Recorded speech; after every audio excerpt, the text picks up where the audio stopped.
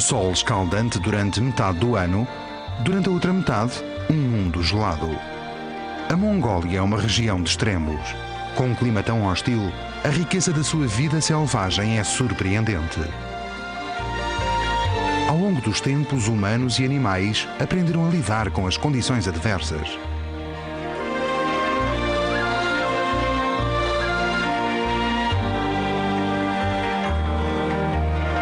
Nesta região, a vida e a morte andam de braço dado.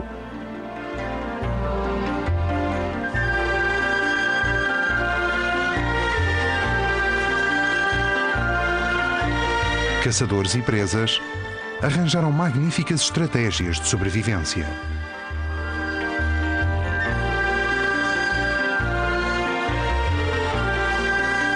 Uma vida selvagem fascinante que habita um meio hostil e paisagens estonteantes. Esta é a Mongólia selvagem.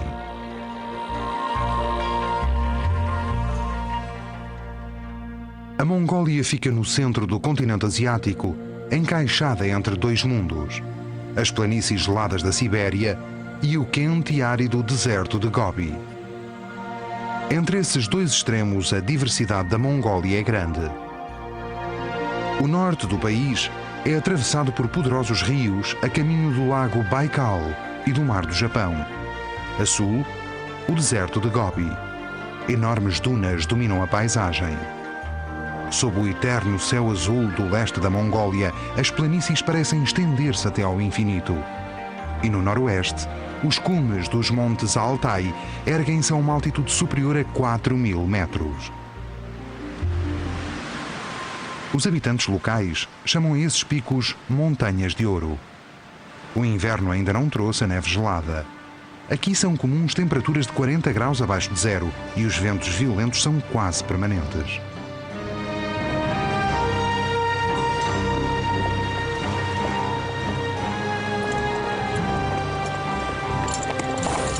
Desafiando os elementos, os caçadores percorrem estas montanhas sempre seguidos pelos olhos atentos dos muflões. Mas estes carneiros selvagens nada têm a temer. Estes homens são falcoeiros cazaques que caçam com águias reais e não é a eles que procuram.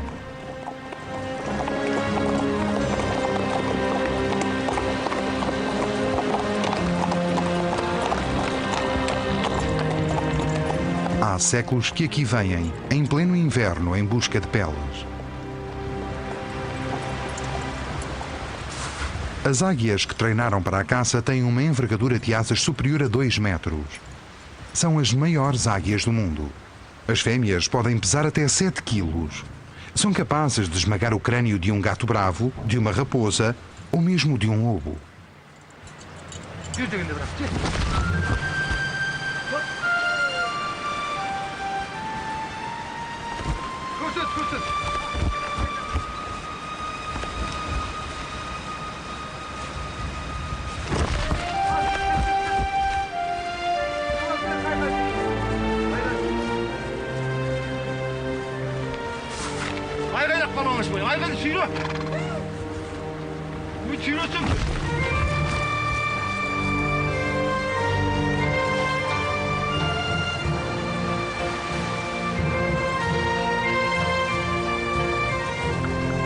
Uma águia real não ataca um muflão adulto saudável. No entanto, por precaução, a manada afasta-se.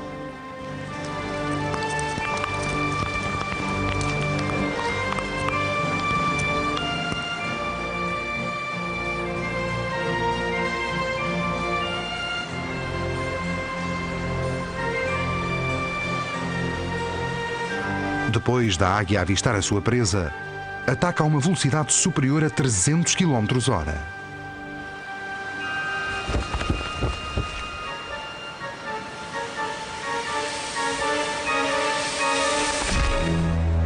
Desta vez não é uma raposa, mas uma lebre morta.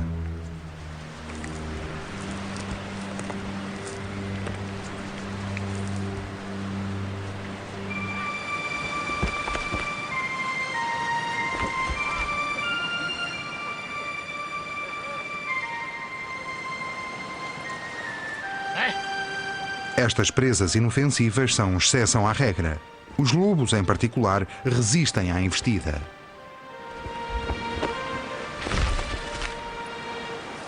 Os falcoeiros recompensam as suas aves pelo perigoso serviço.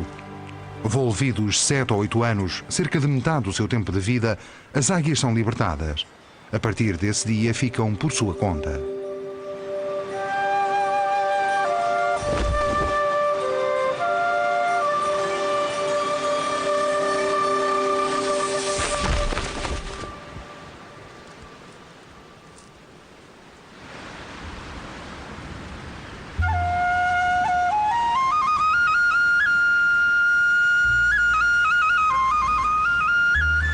No fundo do vale, no sotavento da cadeia montanhosa, vagueia uma manada de veados. O cervo elafo asiático são talvez os maiores veados do mundo.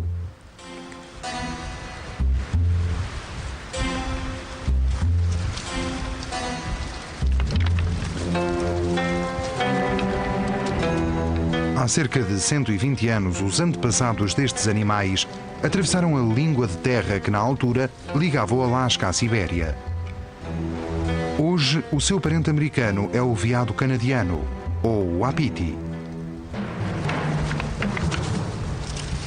Os jovens machos põem-se constantemente à prova. As lutas graves só acontecem no período do cio, entre os machos adultos dominantes e os jovens que os desafiam.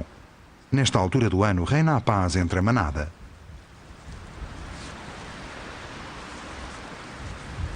Os bosques que envolvem os montes Altai albergam um dos animais mais estranhos da Mongólia. É um parente afastado do cervo asiático e coabita com ele em harmonia. O animal parece um corso com as patas dianteiras demasiado curtas. Como a lebre, dorme numa toca subterrânea. Quando assustado, foge, saltando como um canguru.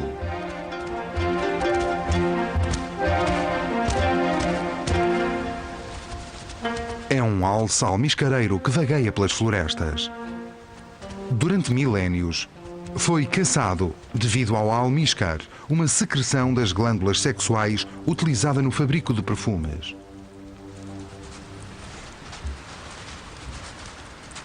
Os machos podem ser reconhecidos pelos seus chifres, que chegam a atingir 7 centímetros de comprimento.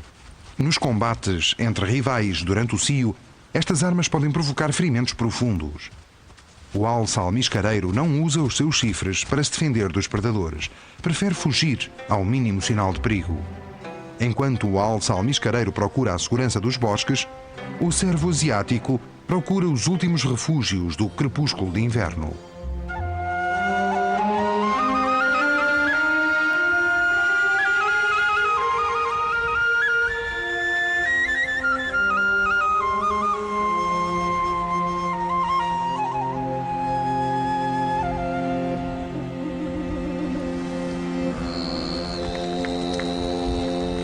A Mongólia é o país com menor densidade populacional do mundo.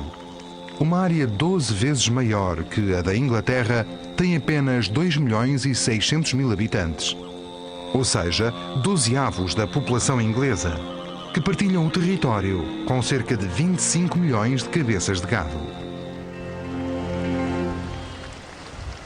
Aqui, perto da fronteira com a China e com a Rússia, o ritmo da vida nómada é totalmente definido pelas estações do ano e pelo clima. 4 a 6 vezes por ano os pastores desmontam as suas gers e mudam-se para novos pastos.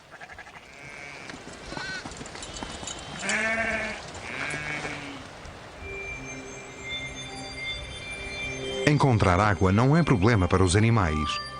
Saciam a sede com a neve. Mas o homem precisa de a retirar dos rios gelados.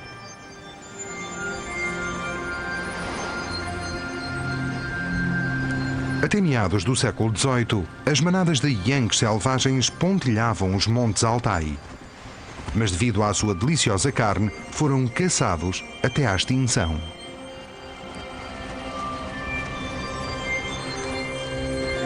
Foi aqui que os membros da maior minoria étnica da Mongólia, os cazaques, montaram os seus acampamentos de inverno.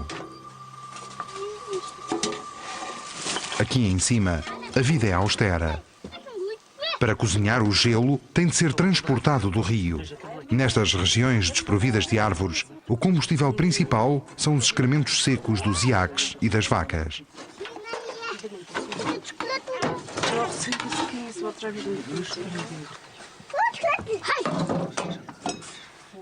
Estes nómadas são conhecidos pela sua hospitalidade. Partilham o pouco que têm com os convidados, quer sejam familiares e amigos ou meros estranhos. Chá salgado com leite e manteiga de iaque são servidos com uma refeição generosa.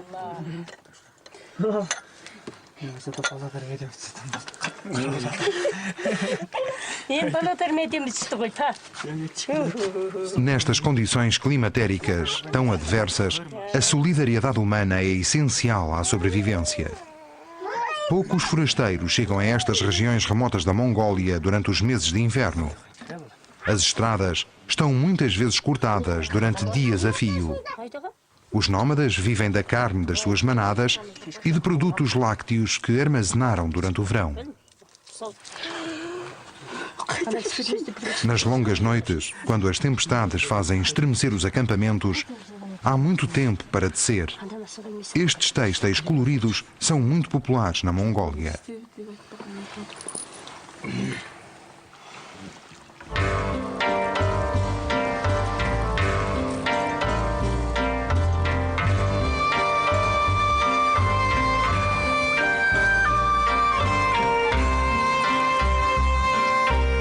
Durante milénios, humanos e animais selvagens partilharam a região. Talvez o animal mais conhecido da fauna mongol seja o cavalo de Przewalski, ou Taki, o cavalo selvagem. As últimas manadas selvagens foram dizimadas na década de 60.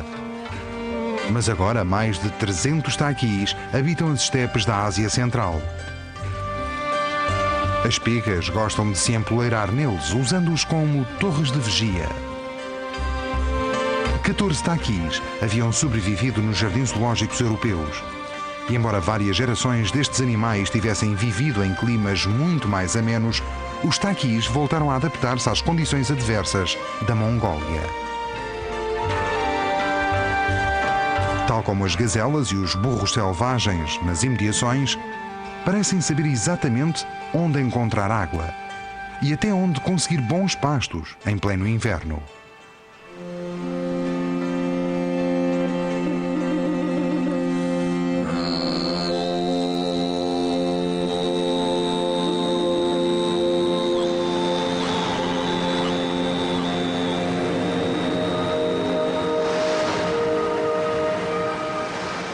A primavera chegou. Violentas tempestades fustigam as planícies.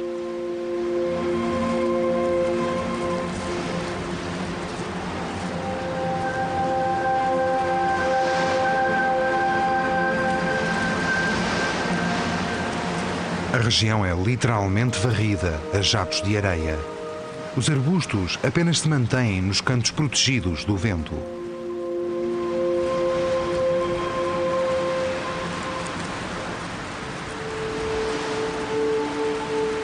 A tempestade açoita amendoeiras silvestres e zimbros, arbustos que oferecem proteção a flores, como a anémona.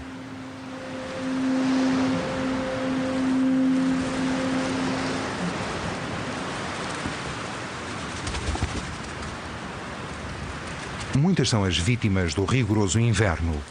As pegas e outros necrófagos ocupam-se a limpar os restos que encontram.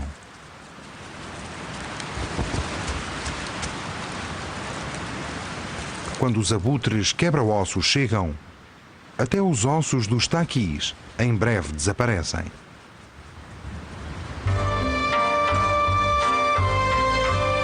Os outros cavalos selvagens ultrapassaram bem o inverno. Agora, no início de junho, a manada está prestes a aumentar.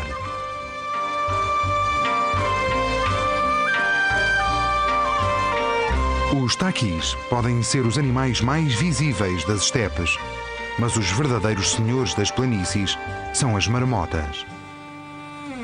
Escavando túneis, libertam a terra. As suas tocas abandonadas oferecem abrigo a outros animais. alimentam raposas e aves de rapina. Mas há uma ameaça.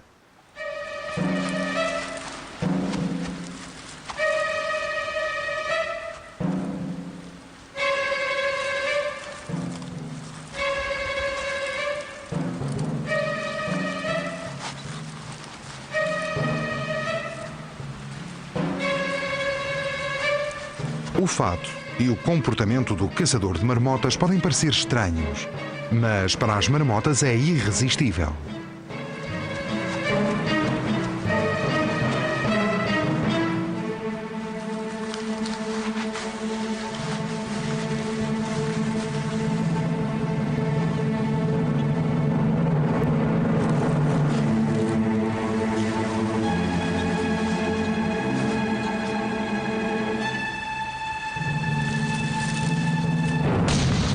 Uma vez que a pele de marmota tem tido boa saída no mercado, regiões inteiras têm sido dizimadas.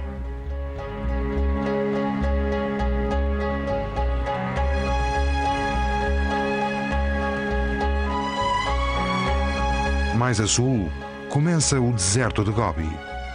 Enormes dunas erguem-se sobre as planícies. Conduzida por um vento de noroeste constante, os cúmulos de areia chegam a atingir mais de 200 metros de altura. A areia sob os cascos dos camelos provém de rios e lagos que há muito secaram.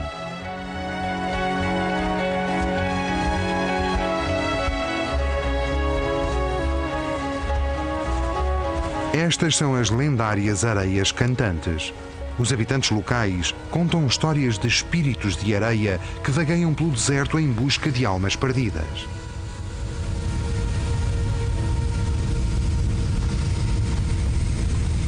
As areias cantantes existem de facto, mas o sinistro som não é produzido por fantasmas. São as massas de areia a deslizar duna abaixo que parecem vozes. O som é forte e penetrante. Parece assustar o pequeno agamídeo. O Phrynocephalus neidensis não é o único animal neste deserto aparentemente sem vida.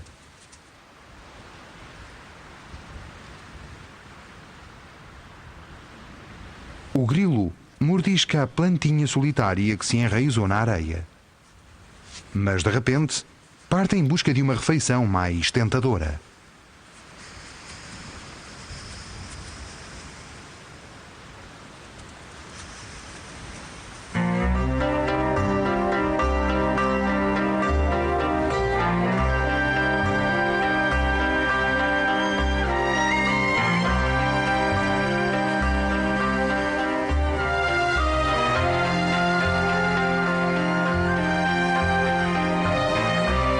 O vento é a força que dá a forma ao deserto. Dia após dia, a região ganha novo semblante.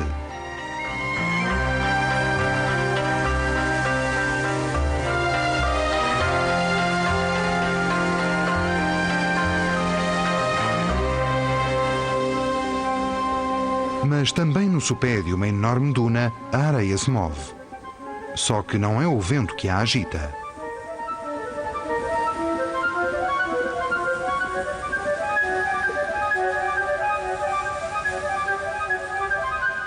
Esta é a fonte de um rio do deserto, alimentado por inúmeras nascentes semelhantes.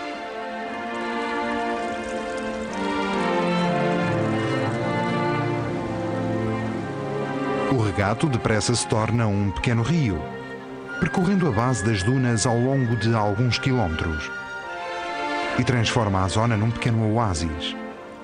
Mas eis que pouco depois volta a desaparecer nas areias. Os nómadas vêm aqui para dar de beber ao gado e para se alimentarem.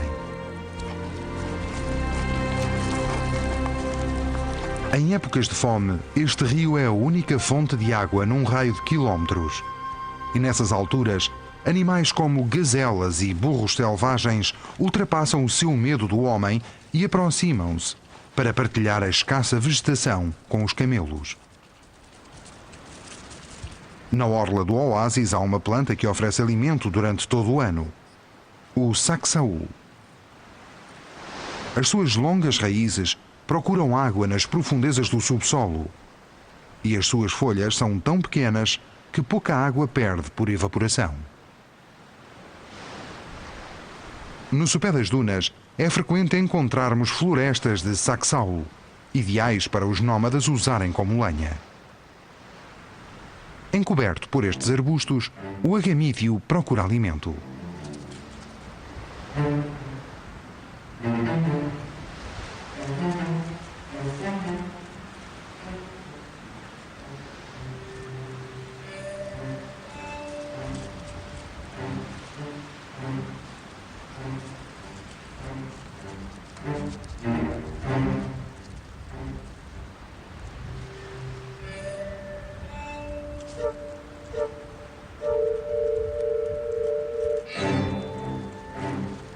Ao contrário dos agamídeos herbívoros, estes pequenos répteis especializaram-se em insetos. Hoje, há formigas na ementa. Mas as formigas dão luta.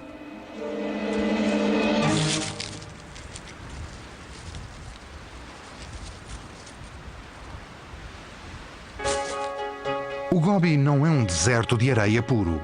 Aliás, é precisamente o contrário. Apenas 3% da região são cobertos por dunas. A restante área é uma monótona e árida estepe. Estes semidesertos, igualmente quentes, são habitados por pseudoburros asiáticos, ou tzighetais. Nos últimos anos, o seu número diminuiu. Os nómadas veem-nos como concorrência no que respeita à alimentação do seu gado, pelo que os caçam.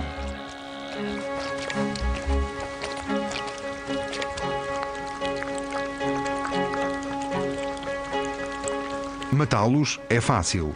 Basta esperar num ponto com água onde, inevitavelmente, vêm beber.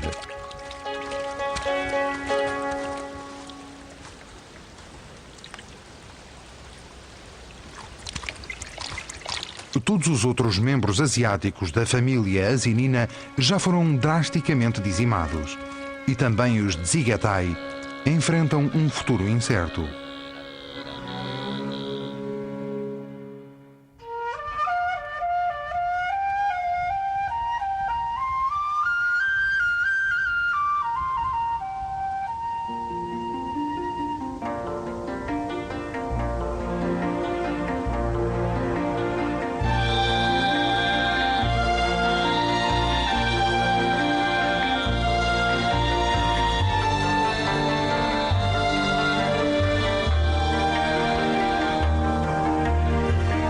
A leste do Gobi, as planícies mais vastas do mundo albergam a gazela da Mongólia, o Zeren. Estas são as últimas manadas da região. Antigamente, milhares percorriam a estepe no inverno. Mas também elas foram vistas como concorrência ao gado. E além disso, a sua carne é tenra e saborosa.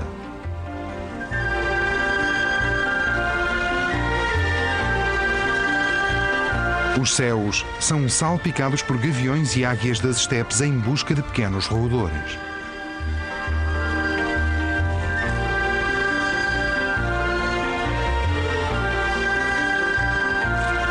Só que nestas planícies não há árvores à vista, nem sequer uma elevação onde possam construir os seus ninhos.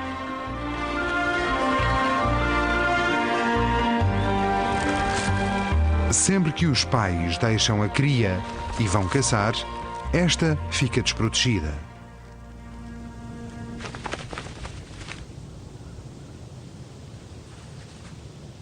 Na primavera, os groos, que passaram o inverno em terras do sul, regressam às planícies.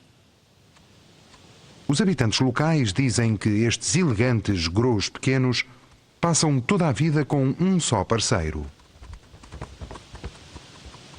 Com o desaparecimento das gazelas, os lobos e as raposas também já se tornaram raros. Mas alguns predadores continuam por cá. No chão, bem escondido nas ervas, aguarda um caçador particularmente eficiente.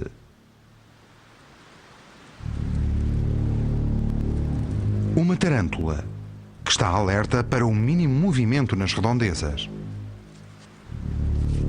Um grilo chamou a atenção da tarântula.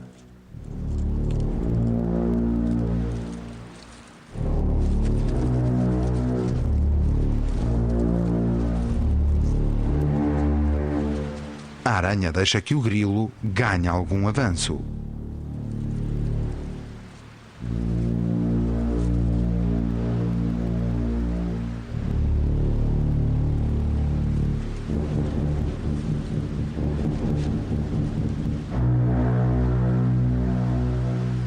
Depois, com uma agilidade surpreendente, salta sobre a vítima.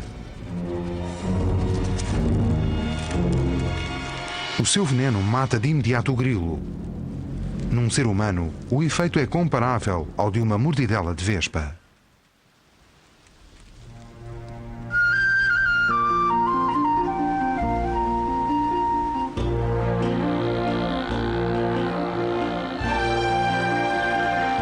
De volta ao sul, na região montanhosa da Mongólia, fica Yolin Am, o Vale dos Abutres. Estas são as maiores aves da Ásia, os abutres quebra-ossos. Com uma envergadura de asas de 3 metros, o quebra-ossos domina os céus. Estes abutres têm um hábito curioso. Banham-se em terra rica em óxido de ferro para assim tingirem de vermelho as suas penas brancas.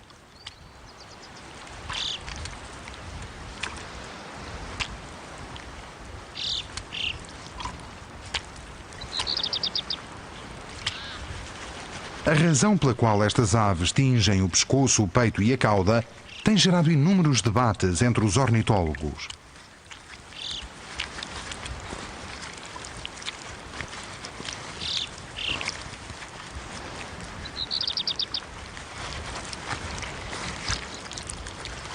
As teorias vão desde a regulação da temperatura do corpo ao combate aos parasitas, passando pela possibilidade de as fêmeas acharem mais atraentes os machos que tingem as penas.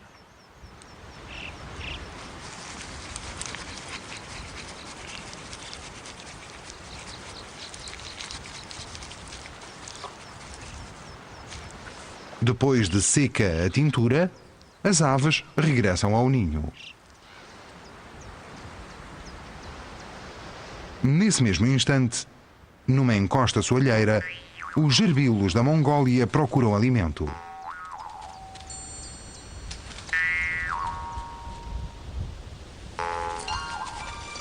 Os gerbilos são caçadores de alta velocidade em busca de insetos, sementes, raízes e folhas verdes. Toda a água de que necessitam é ingerida na sua alimentação.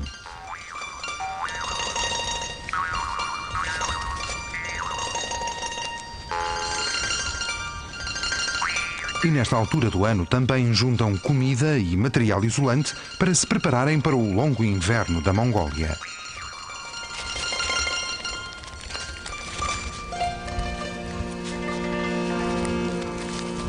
Os gerbilos têm muitos inimigos naturais, pelo que é frequente vê-los parar, escutar e erguerem-se nas patas traseiras para assim perscrutarem o horizonte.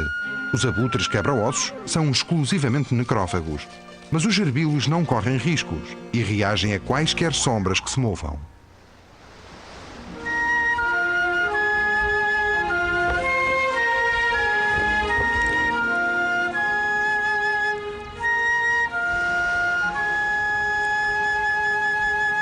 Com as penas recém-tingidas, o macho visita a parceira. A fêmea parece devidamente impressionada. E depois parte em busca de carcaças.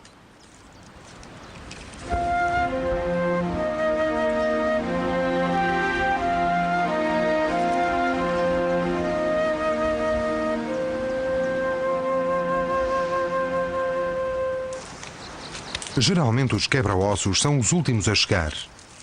É o esqueleto que procuram.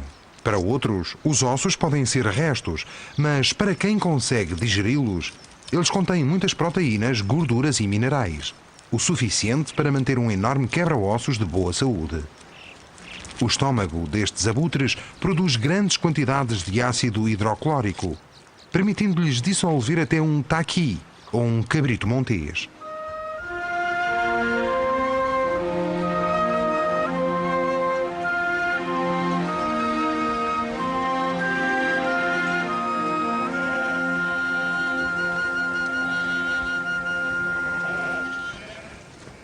Na orla do deserto de Gobi, há séculos que o estilo de vida dos nómadas se mantém quase inalterado. As suas gers, tendas de feltro circulares, oferecem sombra no verão, algo precioso nestas planícies sem árvores. No inverno proporcionam abrigo contra os ventos gelados. Toda a riqueza de uma família nómada é investida no gado. Só as cabras, as ovelhas, os cavalos e os camelos são capazes de viver nos pobres pastos deste semideserto. Uma vez por ano, os pastores escovam as suas cabras cachemira para produzirem a valiosa lã. É o único produto que uma família nómada pode vender ou trocar.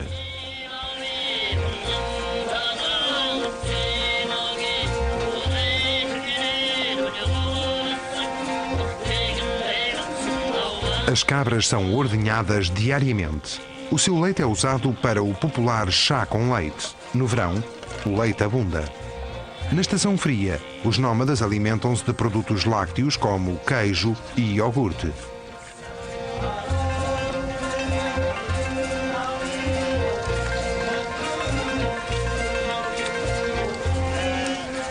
As ovelhas são para uso da família.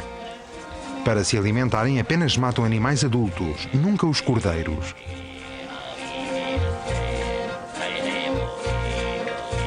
Os mongóis são conhecidos pelo seu amor aos cavalos, mas o seu bem mais precioso são os camelos.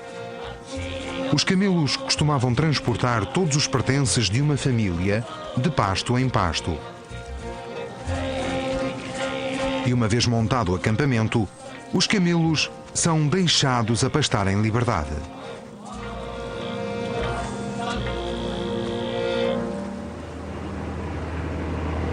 Nos últimos anos, a população animal da Mongólia aumentou.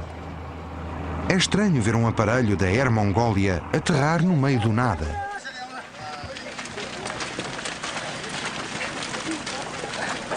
Mas o avião transporta uma carga valiosa.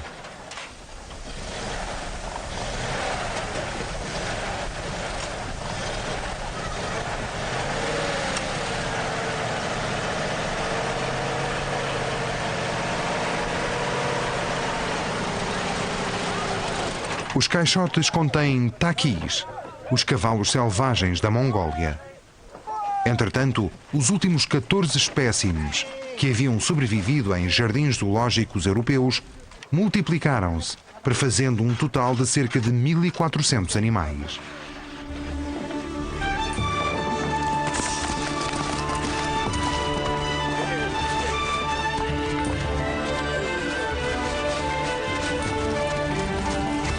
Há 15 anos que são aqui libertados taquis regularmente. Agora, só no Gobi, voltam a habitar mais de 150 cavalos selvagens. Além do clima adverso, a necessidade de encontrar alimento exige grande adaptação por parte destes animais. No entanto, depressa se ambientam e movem-se naturalmente neste seu antigo habitat.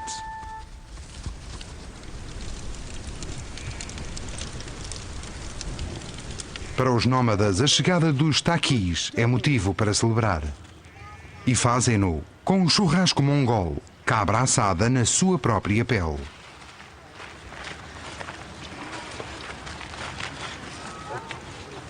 Esta é uma receita interessante.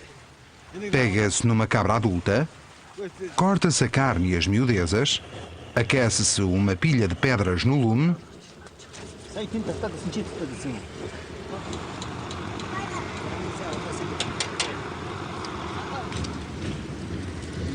e colocam-se as pedras quentes e as carnes cortadas dentro da pele.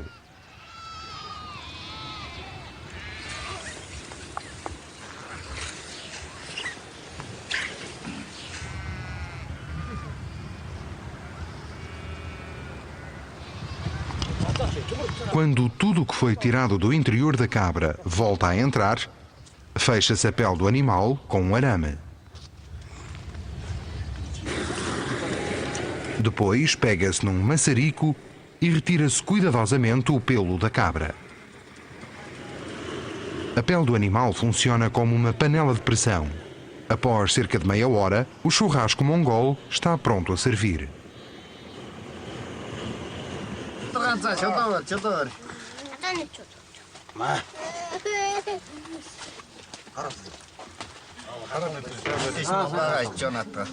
Antes da refeição, os participantes têm de passar repetidas vezes as pedras de uma mão para a outra. Segundo os nómadas, dá sorte.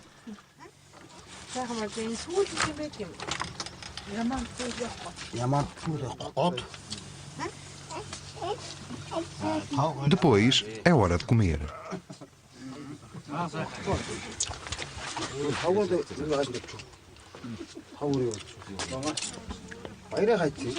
Com a refeição é servido airak, leite de égua fermentado. Esta bebida alcoólica sabe a leite azedo e tem um efeito incrivelmente revigorante. É um autêntico petisco para todos.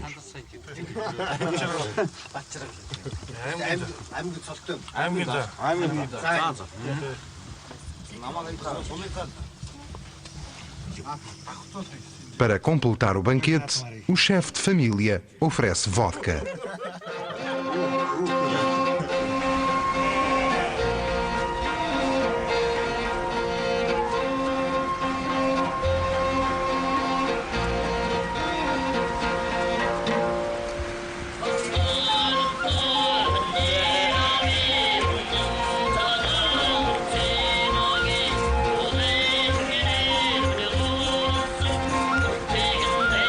Junto ao rio, as ovelhas e as cabras domésticas misturam-se com animais selvagens particularmente afáveis, os esquilos suslik.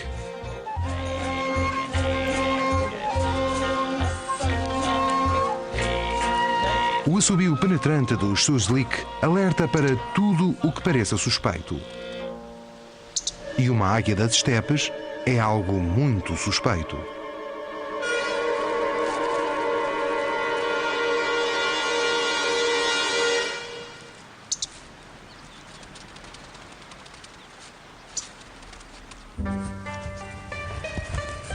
Uma colónia de susliks pode construir uma autêntica cidade subterrânea. Os seus túneis têm várias utilizações. Este, a alguma distância da toca, é uma espécie de abrigo imediato em caso de perigo. Aqui, um suslik pode esperar até o céu voltar a ficar limpo.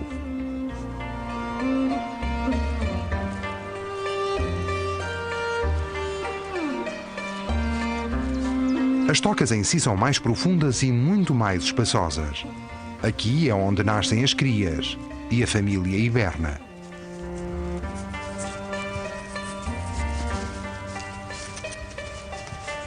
Em primeiro lugar, o macho inspeciona cuidadosamente o túnel, mas depois toda a sua atenção é depositada na fêmea.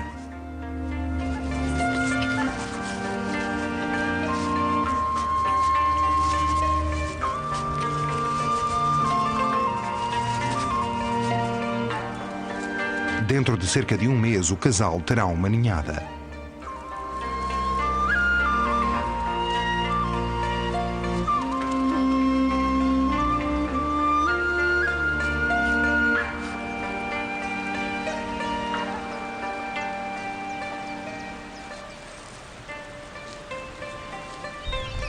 As andorinhas das barreiras estão atrasadas. Só agora começaram a escavar novos túneis para os ninhos nas margens íngremes do rio. A andorinha das barreiras só tem algumas semanas de verão para criar a prole. No outono, as crias têm de estar prontas para seguir os pais na longa viagem até a África.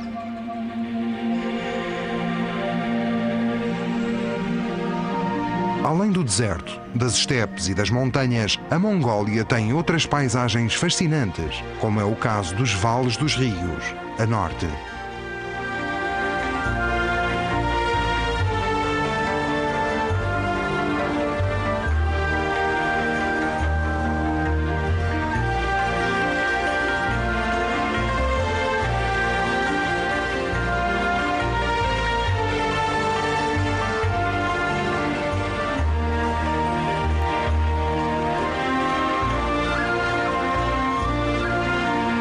Aqui, muitos rios pequenos formam rios maiores que acabam por desaguar no lago Baikal ou no mar do Japão.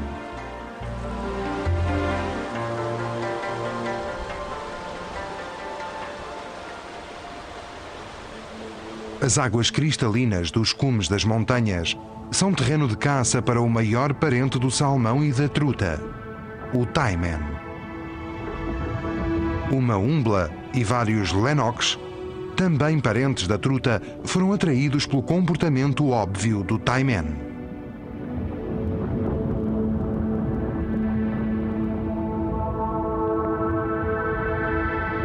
É uma fêmea prestes a escavar uma concavidade no areião, onde porá os seus ovos. Um macho aproxima-se, um peixe enorme. Os taimen podem atingir 1,5 metro de comprimento e pesar até 30 quilos.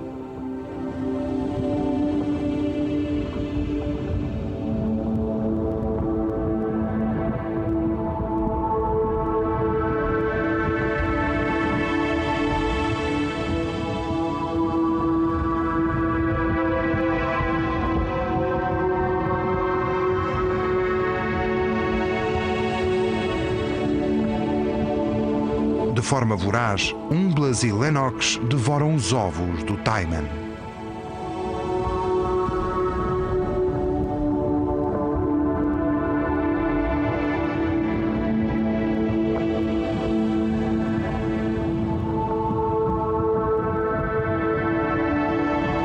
De certa forma, faz-se justiça. Agora os lennox podem comer os ovos de taimen, mas em breve eles próprios serão comidos por este enorme peixe.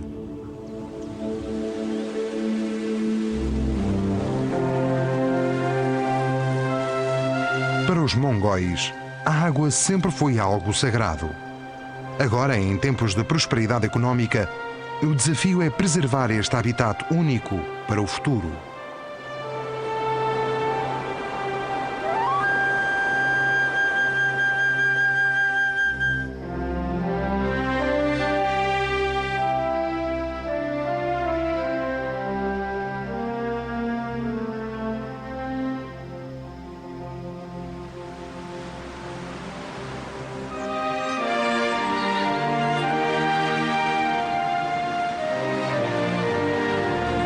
Mais a norte, perto da fronteira com a Sibéria, a paisagem lembra mais os Alpes do que a Ásia Central.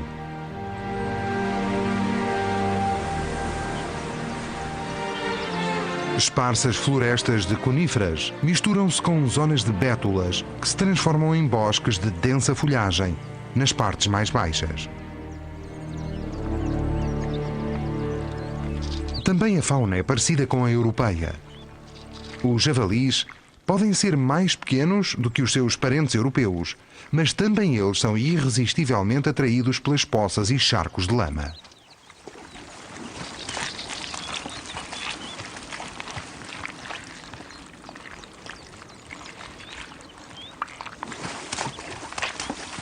O pescoço curto do javali não lhe permite usar os dentes para cuidar do pelo.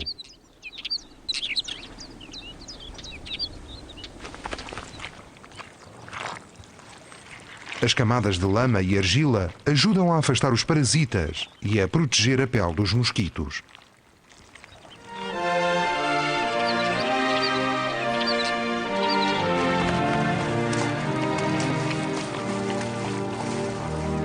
Sob o olhar atento de um chasco, os javalis retiram-se para a floresta.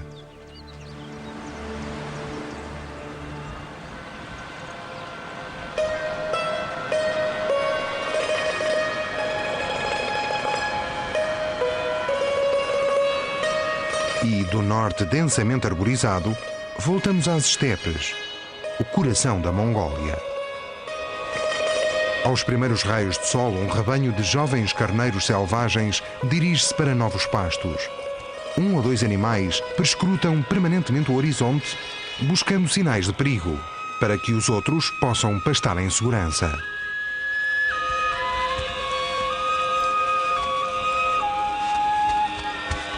O mínimo distúrbio alerta-os.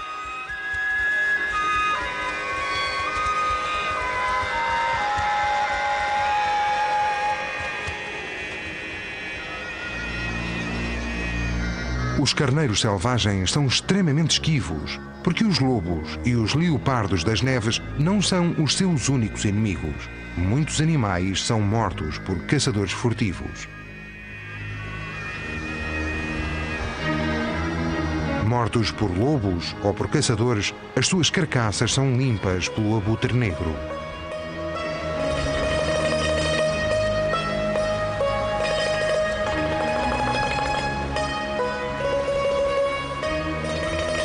Durante muito tempo acreditou-se que os recursos naturais do planeta sob o eterno céu azul eram inesgotáveis. Nos últimos anos, criou-se a consciência de que a má utilização dos recursos deixará terríveis cicatrizes, mesmo numa região tão vasta como a Mongólia.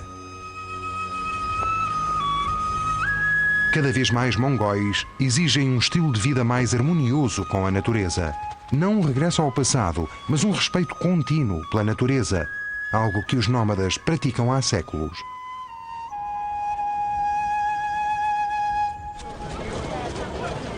As comemorações em conjunto fazem parte da tradição nómada. O principal evento social do ano é o Naadam, a competição dos homens em 3 partes. Vêm de todos os lados para a celebração que se inicia com o tradicional campeonato de luta livre. As regras do Naadam refletem o caráter duro e limitado da região. Para os combates não há limite de tempo ou espaço. O primeiro a tocar no chão com qualquer parte do corpo, exceto os pés, perde.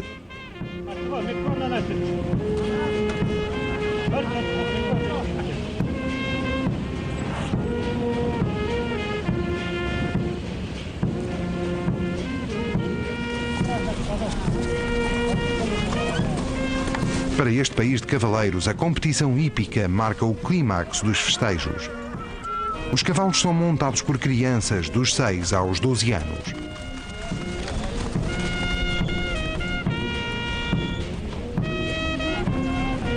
As crianças têm de percorrer mais de 25 quilómetros no deserto, sob um sol escaldante, e voltar ao ponto de partida, onde o público os espera em suspense. Por fim, chegam a galopar a toda a velocidade.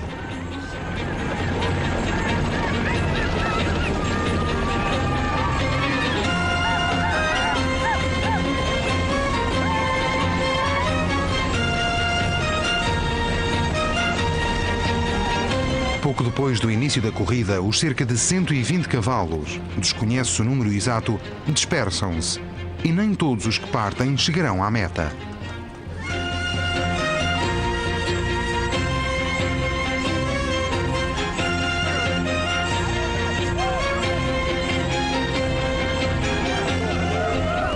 Entre o público, a tensão aumenta. Quase todas as famílias têm um cavalo na corrida e as crianças treinaram durante meses para esta ocasião. Ao fim da tarde, entregam-se os prémios. O vencedor recebe um televisor.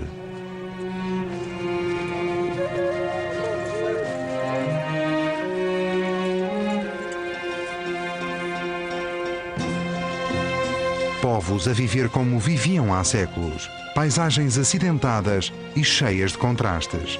Esta é a Mongólia selvagem.